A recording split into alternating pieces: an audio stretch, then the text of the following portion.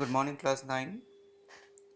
So, today we will be discussing a poem, beautiful poem, that is Wind, written by Subramania Bharati.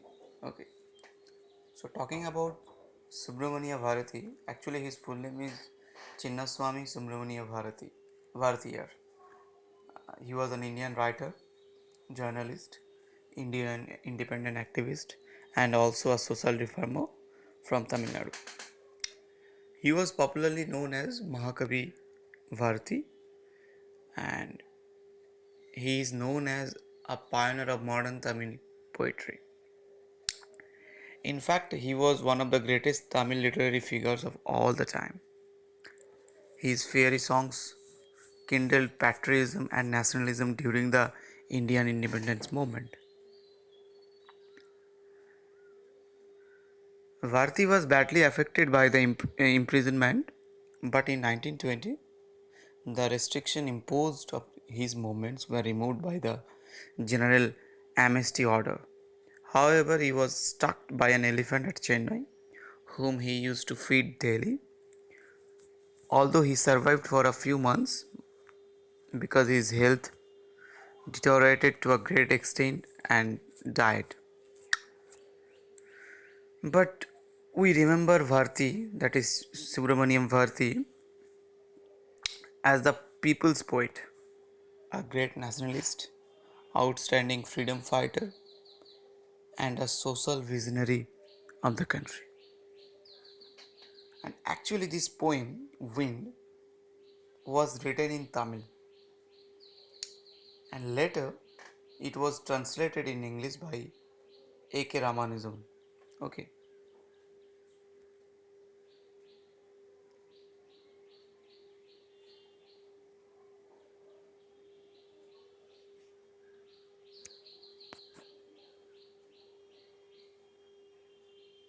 so this poem, Wind, actually written in Tamil. Here you can see,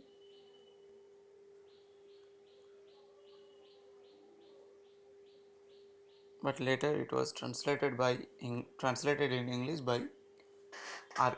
A.K. Ramanujan. Okay, and talking about A.K. Ramanujan, his full name is Atipate Krishnaswamy Ramanujan.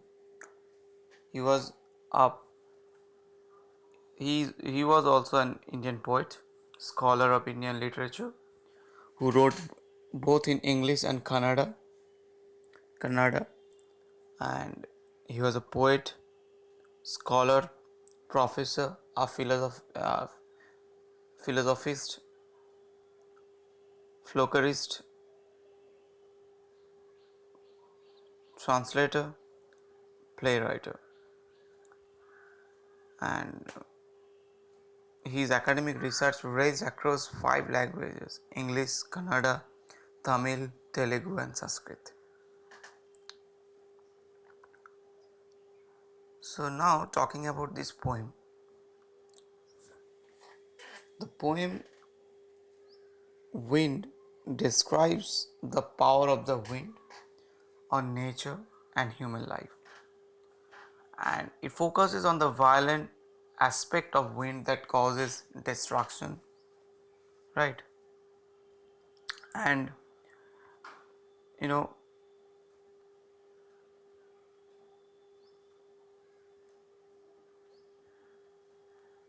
we know we all know that wind is a natural phenomenon, but the poet here in this poem, the poet talks to the wind, and the power of the wind has been described, and the poet says that wind is destructive. He has linked the destructive power of wind to the adversities of life and says that weak people break down, but stronger people emerge out of the adversities and stronger, right? And the poem gives us an important message that we should be mentally tough and physically strong to order to survive his hardship of life. And a weak person breaks down like a weak building, but we must make these destructive forces our friends. with our strength and determination, right? So this is the poem.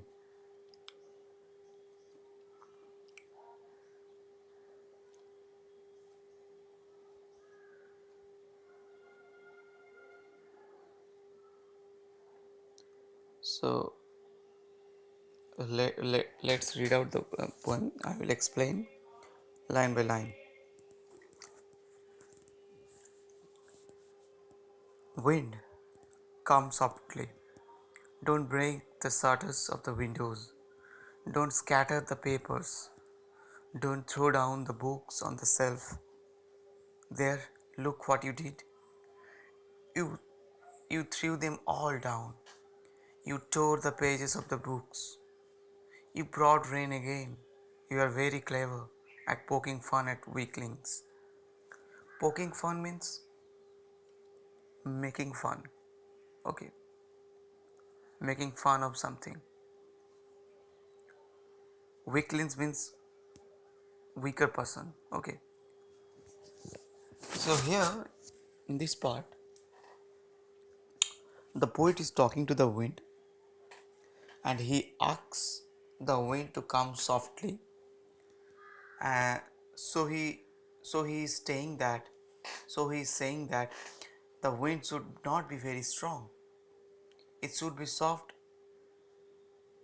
And then he says that the wind is very powerful, it is very destructive, it breaks the shutter of the windows and scatter the papers, tear up the papers.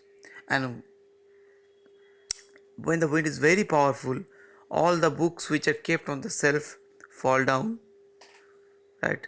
So by these lines, the poet is describing the power of the wind. He says to the wind to look at the destruction that he had done. And whenever there is a strong wind, all the things that are weak, like small plants, tiny children, they all get scared and they can give and they can even, they can even fall and get hurt. We can say that in the initial part of the poem, the poet is referring to the wind as a young child. He is saying that it should come softly just like a small child does. And in the later part, we come to know that the wind is destructive just like a youth, just like a young boy or a young girl who is full of energy, violence, destruction, right? Now, in the next line, frail crumbling houses, crumbling doors, crumbling rafters, crumbling woods, crumbling bodies, crumbling lives, crumbling hearts. Crumbling means falling, okay, or breaking something. Raptor means, you know, one of the part of a roof, sloping beam, that is called raptor. So here the poet uses the word crumbling. Crumbling is repeated so many times to lay stress that everything crumbles in the face of a strong wind. So the writer is saying that when wind is very powerful, it is very strong. It leads to breakage of everything. Houses which are weak fall. Doors which are weak fall. The beams on which the roof of the buildings are supported, they also fall.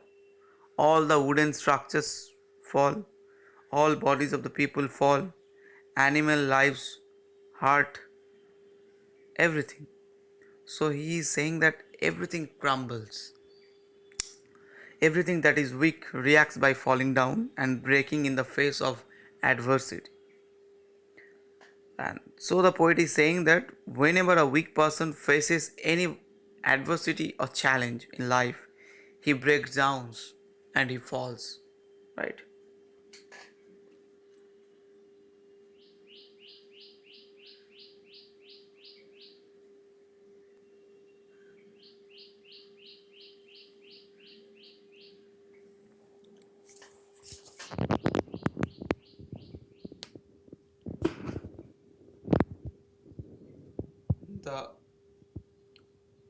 the wind god winnows and crushes them all. The wind god winnows and crushes them all. Winnows means, winnows is, you know, to broke grain free from chaff. Okay, or separate the grain from husks by blowing on it. So the poet is addressing to wind as a wind god. He is saying that the powerful god of wind winnows. That means he sees all the people, and those people who are weak fall down and get crushed. So here he made a comparison between wheat and people. Just like we know the wheat to separate the grain from the chaff, the wind god separates the strong people from the weak people, right? By its force, by its power. And when there is a strong wind, all the things that are weak fall and get crushed. Okay.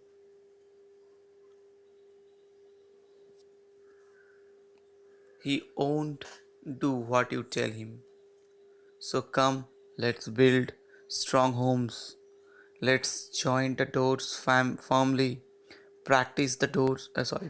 Practice to form the body. Make the heart steadfast. Do this, and the wind will be friends with us. So here the poet wants to make friends with the wind. That is the adversities of our life.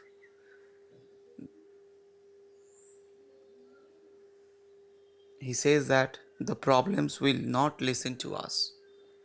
They will come. So we should be prepared. And in preparation we should build strong homes and close the doors of our house firmly so that the wind cannot get into it. And he says that we should also make our bodies strong and hearts firm to face these challenges. And then once we are strong enough, all the challenges will be like friends. We will not feel that they are troublemaker, right?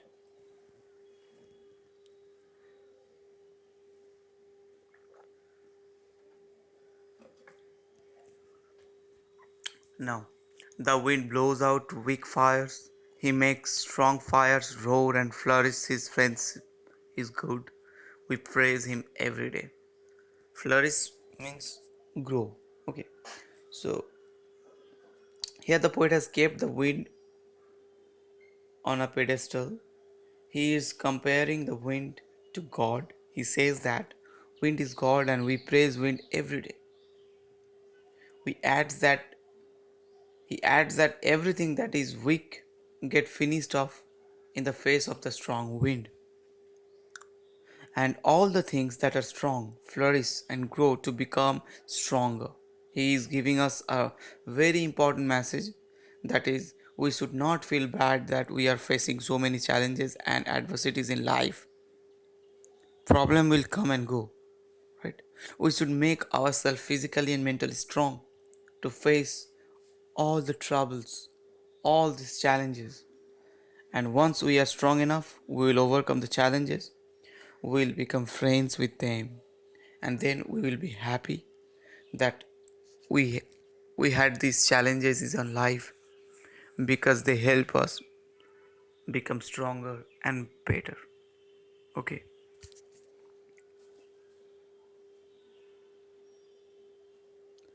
So the whole poem is talking about the wind. In the first part of the poem, the poet describes the action of the wind, and the poet asks the wind to come softly.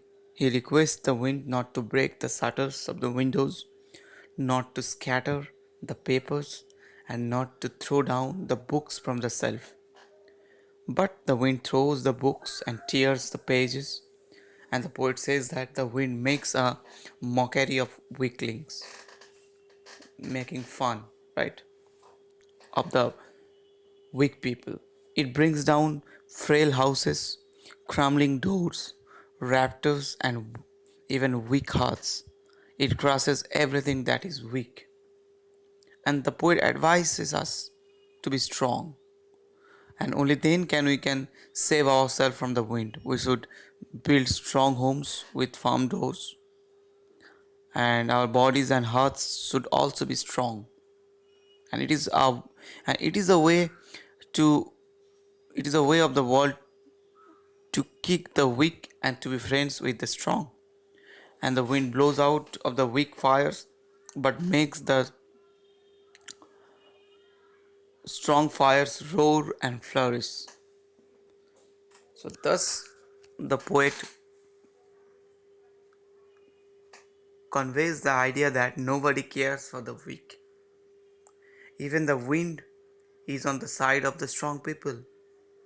So we must make ourselves strong to become a successful and to become a successful man, or to overcome all the hurdle, all the challenges in our life, right?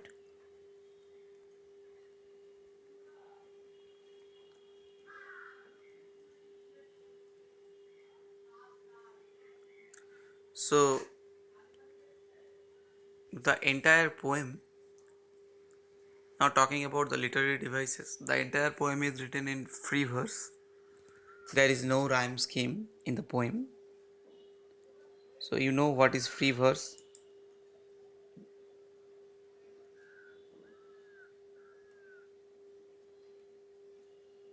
Free verse is a literary device that can be defined as poetry that is free from limitations of regular meter or rhyme, or does not rhyme with fixed forms.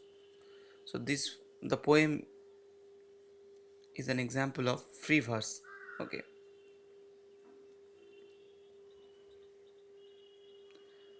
Then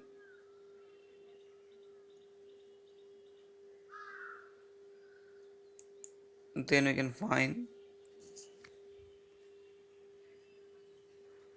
find anaphora. Anaphora, that means repeating of a word at the start of two or more consecutive lines. See, line 2, 3, and 4 begin with don't. So this is an example of anaphora. And line 6, 7, and 8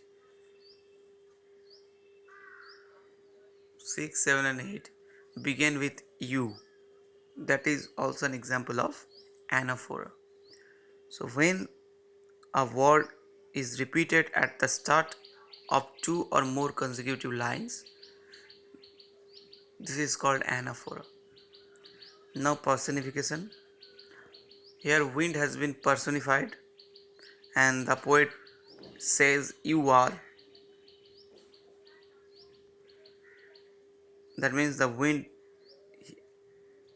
that means he is referring to wind as you. That means he is treating the wind as a person. So here is an example of personification. Now then we find repetition, that crumbling in the one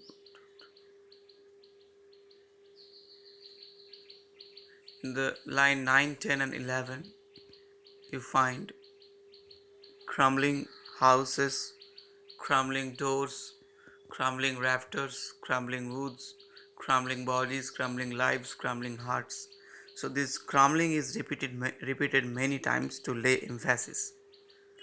So the poet wants to say that the wind crushes everything that is weak. That is why he repeats the word crumbling. So here is an example of repetition. We will find alliteration. Wind winnows. See, here after in the The 12th line, the wind god we knows. That means wind we knows.